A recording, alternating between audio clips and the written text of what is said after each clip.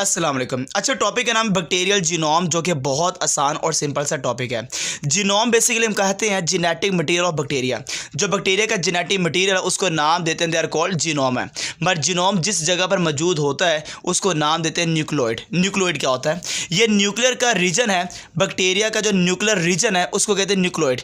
Basically nucleoid cytoplasm का ही part है। और न्यूक्लियोइड अगर देखा जाए बैक्टीरिया का वो रीजन है जिसके इर्द गिर्द न्यूक्लियर मेम्ब्रेन नहीं मौजूद, मतलब न्यूक्लियर मेम्ब्रेन के बगैर है, साइटोप्लाज्म का ही पार्ट होता है। न्यूक्लियर रीजन ऑफ बैक्टीरिया जिसको कहा जाता है दे आर कॉल्ड न्यूक्लियोइड है।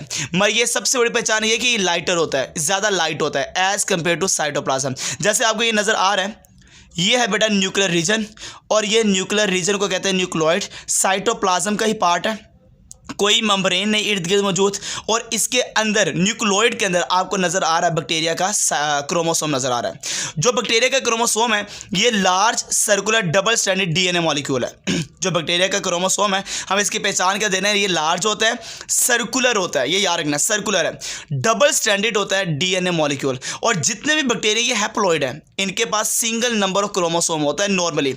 मगर ये बैक्टीरिया डिप्लॉइड हो जाते हैं शॉर्ट पीरियड के लिए, कुछ वक्त के लिए, जब बैक्टीरिया सेल डिवाइड करता है। मतलब बाइनरी फिशन के दौरान शॉर्ट टाइम पीरियड के लिए ये डिप्लॉइड होगा। वैसे नॉर्मली हर बैक्टीरिया क्या होता है, हैप्लॉइड होता है।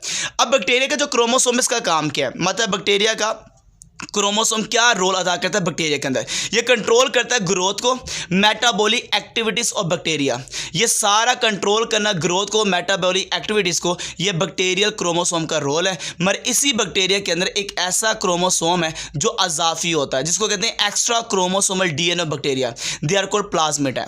इस प्लाज्मिड के अंदर ये जो सर्कल है, ये सर्कल, इस प्लाज्मिड का बड़ा रोल है। इसका रोल ये कि इसके पास जीन होते हैं एंटीबायोटिक्स के खिलाफ, ड्रग्स के खिलाफ और हैवी मेटल्स के खिलाफ। मतलब ये सारी चीज़ें बैक्टीरिया को नुकसान नहीं दे सकती, क्योंकि इनके खिलाफ जो जीन मौजूद है वो मौजूदा प्लाज्मिड के पास। और प्लाज्मिड क्या है? Extra chromosomal DNA of bacteria है, जिसको नाम देते हैं प्लाज्मिड। बड़ा इंपॉर्टेंट शॉर्ट क्वेश्चन है, बहुत इंपॉर्टेंट शॉर्ट क्वेश्चन है कि extra chromosomal DNA of bacteria is called plasmid है। अब बैक्टीरिया और यूकैरियोटिक डीएनए में क्या फ़र्क है?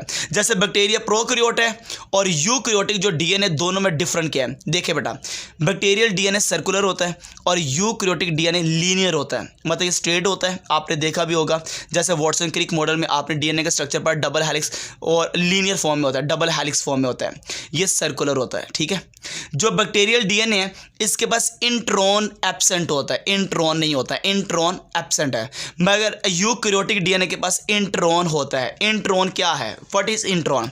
एक ऐसा पार्ट डीएनए का जो आगे ट्रांसक्राइब नहीं होता, जो आगे उससे मैसेंजर आरएनए नहीं बनता, जो कोड नहीं होता, तो non coding part of DNA को कहते हैं इंट्रॉन। मगर डीएनए का वो पार्ट जिससे आगे मैसेंजर आरएनए बनता है, जिससे जीन्स की आगे कॉपी बनती है, उसको नाम दिया जाता है दे आर कॉल्ड एक्सॉन है। तो ये exon coding part of DNA है। ये बहुत आसान और सिंपल सा टॉपिक था जो आपने एज इट इज ही लिखना होता है। इंशाल्लाह आपके नंबर नहीं कटेंगे। ओके बेटा, अल्लाह हाफिज़।